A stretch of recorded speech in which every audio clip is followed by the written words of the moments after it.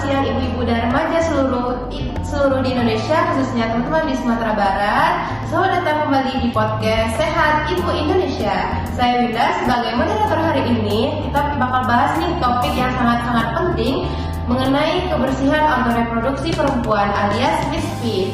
Nah, kenapa relevan? Karena menurut data Kemenkes tahun 2025 itu sekitar 30% kunjungan puskesmas wanita disebabkan oleh infeksi vagina yang bisa dicegah dengan kebersihan yang benar. Nah, di sini kita nggak sendirian. Di sini kita dihadirin oleh dua narasumber ahli, yaitu ada Bidan Naila dan juga Bidan Ulfa. Mungkin boleh untuk Bidan Naila dan Bidan Ulfa untuk perkenalan terlebih dahulu. Selamat siang semuanya, perkenalkan aku Bidan Naila. Nah, aku sangat senang nih bisa jadi narasumber untuk podcast kita hari ini. Oke, selamat siang semua teman-teman yang ada di rumah ataupun dimanapun berada. Perkenalkan, aku Bidan Ulfa.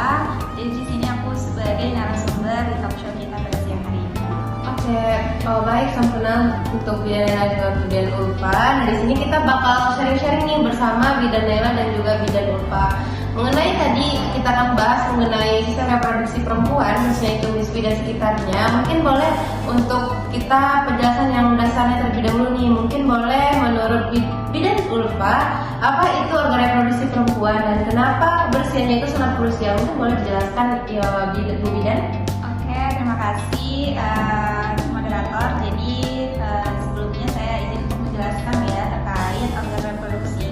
Nah, mungkin teman-teman di luar sana juga sudah pada tahu organ reproduksi kita itu ada bagian luar dan dalam. Nah, untuk bagian luar sendiri itu ada vulva dan bagian dalam kita itu ada vagina, serviks serta rahim. Nah, vagina ini dia punya mikroba baik yang menjaga keseimbangan pH asam, mana pH asamnya itu sekitar 3,8 sampai 4,5. Nah, dia ini seperti benteng alami untuk lawan bakteri jahat. Jadi kalau misal kotor, bakteri naik itu bisa infeksi. Kemudian juga bisa mengalami keputihan patologis bahkan mengganggu kesuburan serta kehamilan nantinya. Jadi seperti itu. Oke. Wah, mungkin kalau kita mendengar mungkin agak, jadi kita bisa menyimpulkan lah kalau di organ perempuan itu ada luar dan dalamnya ya Bu. Mungkin kalau dari Bidan Naila gimana? Nah, betul nih yang dibilang sama moderator dan Bidan Ulfa. Nah, kita bayangkan bagaimana nanti organ kita ini saat kita mencuci dari arah belakang untuk ke depan, yaitu dari belakang tuh cairan kotoran kita tuh naik ke organ genital kita, dan itu menyebabkan keputihan yang dialami oleh masyarakat sekarang.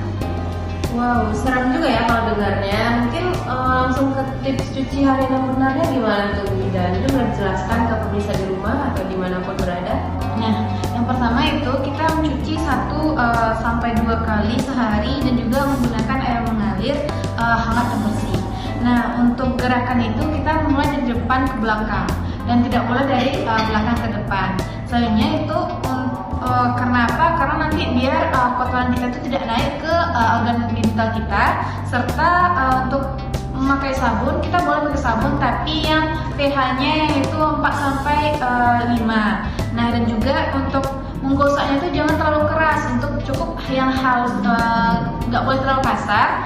Dan setelah sudah mencuci kita menggunakan handuk yang kering untuk mengeringkan organ kita. Oke, mungkin sedikit tambahan ya dari saya. Mungkin untuk waktunya pagi dan malam saja cukup ya teman-teman. Jadi setelah buang air kecil atau buang air besar ataupun setelah berhubungan intim itu bisa langsung dicuci. Dan mungkin bisa hindari juga tisu yang beraroma. Jadi pilihlah tisu yang lembut dan tidak ada aromanya. Dan juga mungkin pilihan tisu ini memang harus dilihat-lihat sekali ya teman-teman, karena banyak sekarang ini tisu yang ada alkoholnya dan itu bisa mengganggu pH untuk organ vital kita. Oke, baik, untuk temannya dari penjelasannya Bu Bidan. Mungkin saya juga pernah dengar nih Bu, kalau misalnya di kampung-kampung atau di beberapa daerah itu banyak yang pakai daun sirih atau kunyit direbus. Nah, itu dipakai untuk membersihkan organ genital. Itu apakah mitos atau benar ya Bu? Kalau misalnya info seperti itu sebenarnya mitos besar ya teman-teman. Jadi daun sirih itu dia punya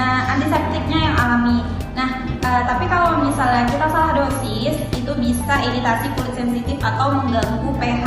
Jadi kunyit ini juga bisa alergi, tapi lebih aman kita harus mengikuti pedoman dari Kemenkes. Itu seperti air ditambah dengan sabun yang netral. Nah, saya juga sering lihat pasien yang alergi herbal ini masuk IGD, jadi mungkin lebih berhati-hati lagi. Nah, betul yang dibilang dengan dia keempat. Yang kita perlu yang daripada menggunakan yang ramuan herbal, kita cukup menggunakan untuk mencuci celana itu kita menggunakan celana katun yang 100%, dan untuk mencucinya itu cukup dikeringkan di sinar matahari. Dan juga setelah dicuci kita juga harus menghindari celana yang ketat, karena yang ketat itu bikin setelah kita BAK untuk mencuci itu bisa membuat lembab celana dalam kita. Gitu ya Bu, mungkin kalau untuk yang membersihkan biasa dia mulai dari siri ataupun antiseptik alami ataupun pakai sabun, itu khusus untuk ibu menyusui pasca melahirkan atau remaja haid itu gimana ya Bu? Nah, untuk pasca melahirkan tunggu 6 minggu lokia habis baru cuci normal.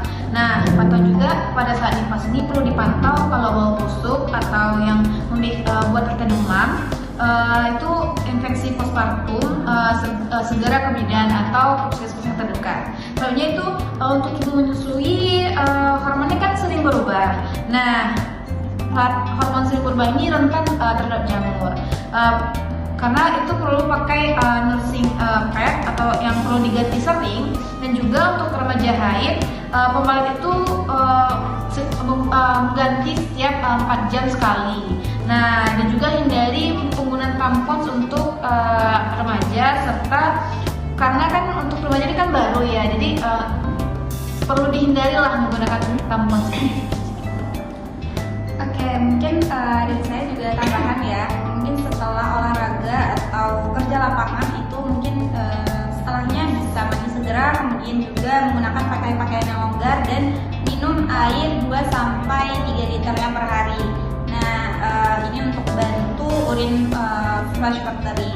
Nah, setelah itu juga bisa yogurt plant atau probiotik itu suplemen untuk menjaga flora vagina. Jadi bisa dikonsumsi yogurt seperti yang saya sebutkan tadi.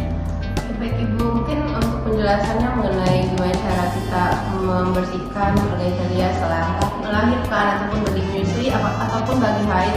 Nah, mungkin terkadang ada beberapa penyakit yang mungkin tidak bisa kita pungkiri yang akan muncul gitu. Jadi untuk pencegahan penyakit serius itu bagaimana ya Ibu? Oke, jadi untuk pencegahan penyakit serius ya, dari moderator ditanyakan tadi, untuk kebersihan itu kurang naikkan risiko HPV, di mana HPV ini adalah penyebab kanker serviks nomor 1 yang ada di Indonesia. Nah, teman-teman harus tahu vaksin HPV itu gratis untuk remaja via posyandu. Nah, nanti juga dilakukan pap smear tahunan mulai dari usia 21 tahun atau 3 tahun setelah seks pertama. Untuk gejala utamanya mungkin untuk gejala bahayanya itu seperti keputihan yang hijau atau kuning, dan kemudian ada terasa bau yang menyengat, kemudian sakit saat buang air kecil ataupun berhubungan, dan itu jangan ditunda-tunda, harus segera konsul ke dokter dan ke fasilitas kesehatan. Nah, juga tambahan, semisalnya dari kita yang aktif untuk berhubungan seksual ini perlulah menggunakan kondom, dan juga hindarilah untuk berhubungan dengan berganti-ganti pasangan, karena dengan begitu sangat mudah untuk terkena infeksi menular seksual, serta kita juga hindari juga penggunaan untuk organ vital ini, karena itu bisa menjadi sarang infeksi untuk kita. Nah, baik Ibu, tadi ngomong kita membahas tentang keputihan ya Bu ya, keputihan. Kalau misalnya keputihannya itu bening, itu termasuk normal atau enggak Bu? Nah, kalau keputihannya bening itu normal ya. Kalau dia bening dan tidak berbau, itu kita bisa bilang itu adalah keputihan normal. Namun kalau misalnya keputihannya itu seperti putih keju dan juga terasa gatal, itu berarti jamur. Kemudian kalau misal dia amis itu berarti bakteri. Jadi di sini teman-teman harus konsul dan cek ke dokter untuk mengetahui apakah keputihannya ini normal ataukah dia terinfeksi oleh jamur ataupun bakteri. Oke, mungkin misalnya nih Bu, ada anak yang 12 tahun itu haid pertamanya. Nah, itu tuh kita akan mengajari gizi dasar, kasih pembalut tipis atau juga pantau emosi. Itu kan merupakan salah satu langkah yang memang itu kayak penanganan awal lah kita untuk anak-anak yang seusia itu ya Bu. Iya betul kok, yang seperti dijelaskan moderator. Untuk umur remaja 12 tahun itu kan masih awal, masih baru tahu, masih baru mendapatkan haid pertama gitu misalnya kan. Nah yang jangan takut untuk terkena mendapatkan haid. Yang dilakukan itu cuma untuk membersihkannya itu setelah 4 jam sekali itu perlu diganti pembalutnya. Dan untuk pembalutnya jangan terlalu yang berat banget bagi tubuh kita, perlu mungkin yang tipis banget. Dan juga setelah untuk cara mencuci itu perlu juga yang dijelaskan tadi, mencuci itu dari depan ke belakang dan jangan sampai dari belakang ke depan. Wow, keren juga sih ya Bu. Mendengar sharing-sharing tadi itu kayaknya hal yang mudah kita lakukan, tapi mungkin jarang untuk bisa dipraktekkan secara yang benar oleh semua orang ya Bu ya. Nah, jadi di sini kita bisa note dikit kalau cuci organ Italia itu harus dari depan ke belakang, jangan dari belakang ke depan. Dan juga gunakanlah sabun yang memang nggak mengandung banyak wangi ataupun tisu yang mengandung alkohol begitu ya Bu ya.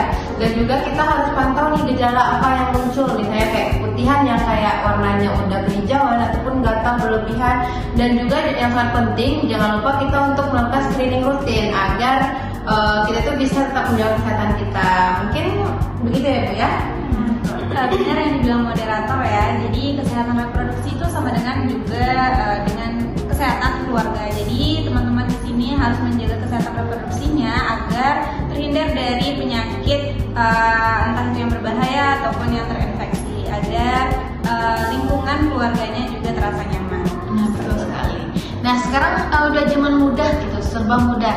Perlu untuk mencari informasi pun ada di gadget, di online kan. Dan juga untuk program pemerintah itu Puskesmas sekarang udah memberikan konsultasi gratis bagi teman-teman yang ingin konsultasi terkait masalah organ vital ini. Oke, baik Ibu.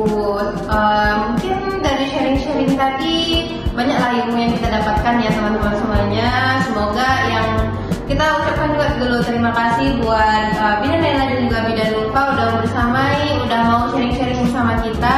Mungkin yang mau ada pertanyaan mungkin boleh langsung tanya di kolom komentar aja ya teman-teman. Dan sampai jumpa dan tunggu podcast kami selanjutnya. Assalamualaikum warahmatullahi wabarakatuh. Dadah.